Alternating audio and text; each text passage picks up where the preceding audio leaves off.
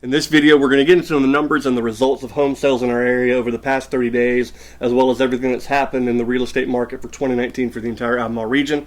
I'm Chris Whitehurst, and this is the Real Estate Review for October 2019. As a local real estate professional, I bring a unique set of skills that serve my clients in the entire Albemarle area. Using my skills in video, social media, and marketing, as well as my 20 years of experience as an educator, I bring the heart of a teacher to you to explain, teach, and inform so you can make the right decisions. Hey everybody, welcome to episode 9. Hope you're gaining a lot of knowledge from these videos. My previous episodes are always on Facebook and YouTube channel. You can always go there to find them.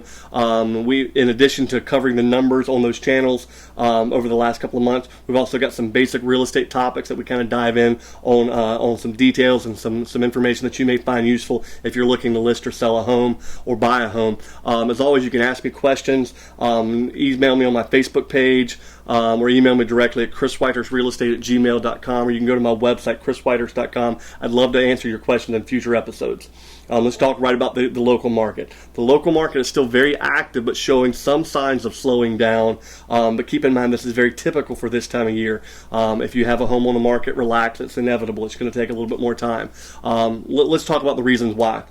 Best case scenario, we list the house today, and we get an offer first thing tomorrow morning. Typically, that's 30 to 45 days from the offer to the closing table. And if you do the math, where does 45 days put you from right now? It's the middle of October, so of course that's going to put you right smack dab in the middle of Thanksgiving and the holiday season.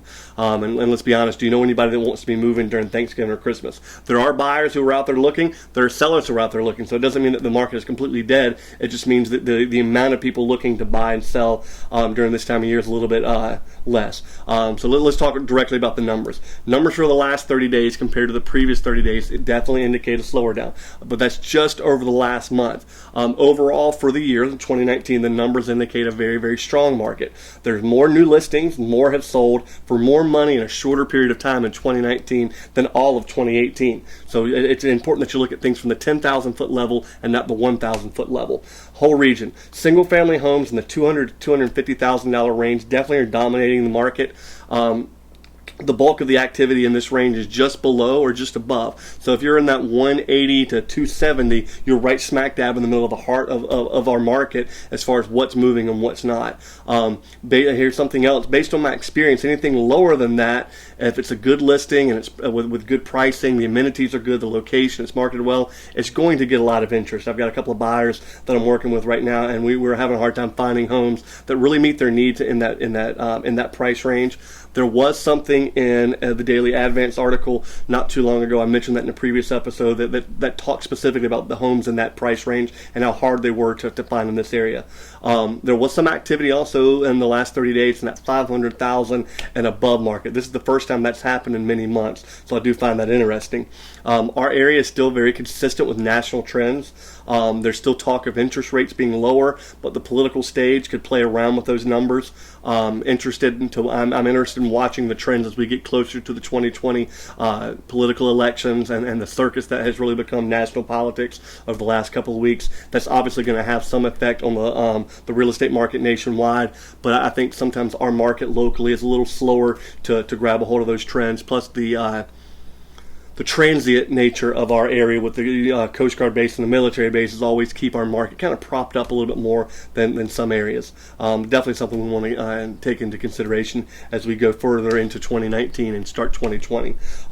If you want the county by county breakdown, send me a message. I'll summarize things this month, but I've always got those details for you if you do decide that you want them. Camden, days on the market was a lot higher, and I know I've talked about days on the market previously. Something that I found really interesting, there was one closing this month in Camden that had been on the market for 800 days, and when I looked at that, I was like, why is the number so much different this month? It's just because of that one listing. So you have to be very careful when you're looking at the numbers. Never lie, but sometimes you got to dive a little bit deeper into the numbers. That's something I always want to make sure you understand I do for you each month.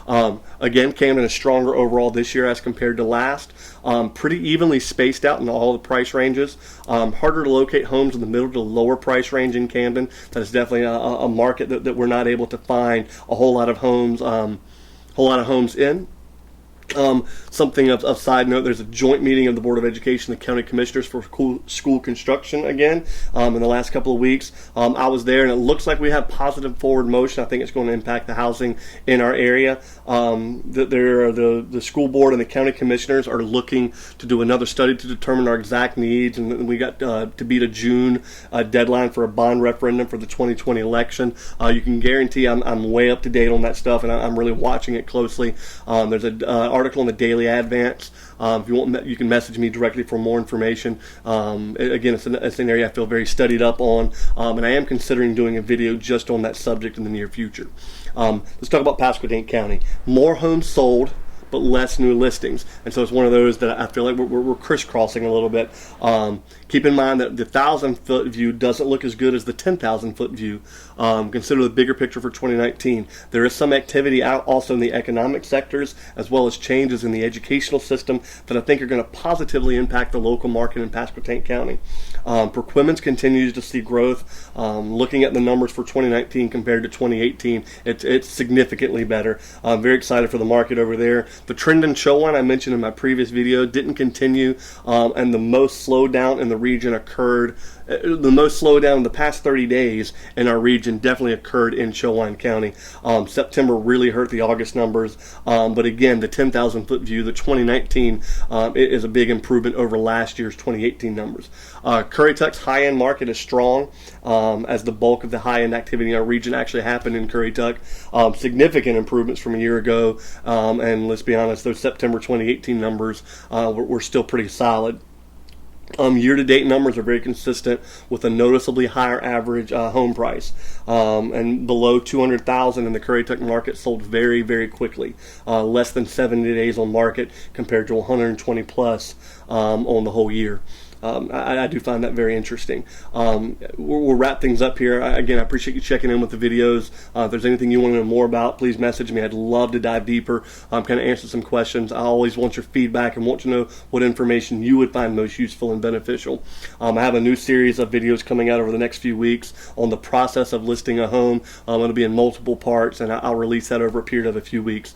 As always, you can ask me anything real estate related, and I'll get you the information, or I'll cover those questions in a later episode.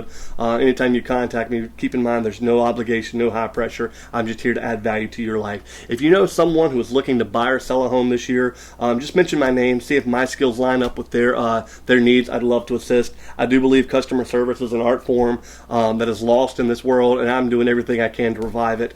If you want me to do a free no obligation price analysis on your home and see what you might could get for it if we were to put it on the market, just shoot me a message. Again, no obligation, no high pressure. We'll do that and see if you might be ready to put that home on the market.